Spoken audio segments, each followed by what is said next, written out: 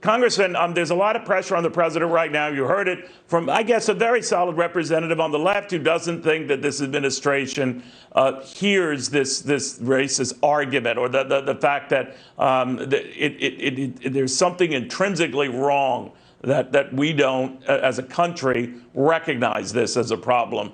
He seemed to take a good deal of that out on the president. He was going to listen to what he said today, whether he really means to address this. What did you think of that?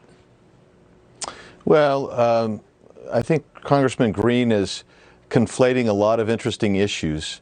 First of all, don't forget that he introduced articles of impeachment before President Trump was ever sworn in. So now everything that happens bad, Congressman Green's going to lay it at the feet of President Trump. The second thing he conflated was when he starts talking about institutional racism, and then he says, but there's a lot of good police officers, which means that you don't have something called institutional racism. But institutional racism, this notion that he's talking about, is a derivative of a critical race theory, which is basically saying Marx was right that there's class warfare, but Marx was wrong when he said it was economic class warfare, and the real class warfare is race class warfare.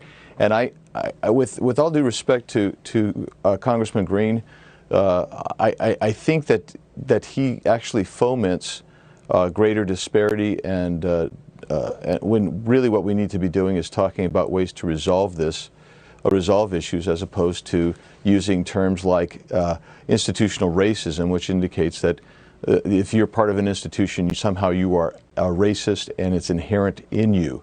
And yet on the other side of his mouth saying, there's some good cops too.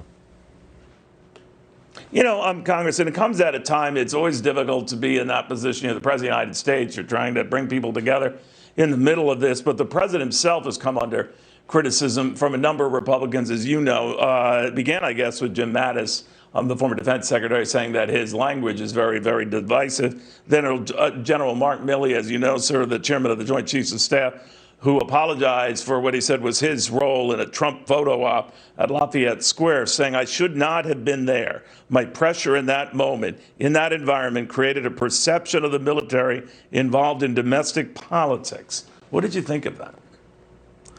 Well, I thought it was insubordinate, if you want the truth, Neil, and I think you do want the truth. I think General Milley was insubordinate to come out and hold basically an independent press conference undermining the President of the United States, who is the Commander-in-Chief.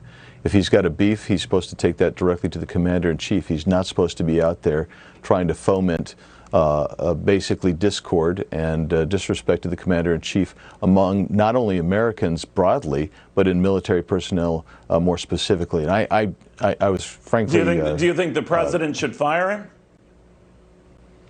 him? I think that there are people around the President that need to have some disciplinary action that the President can take internally.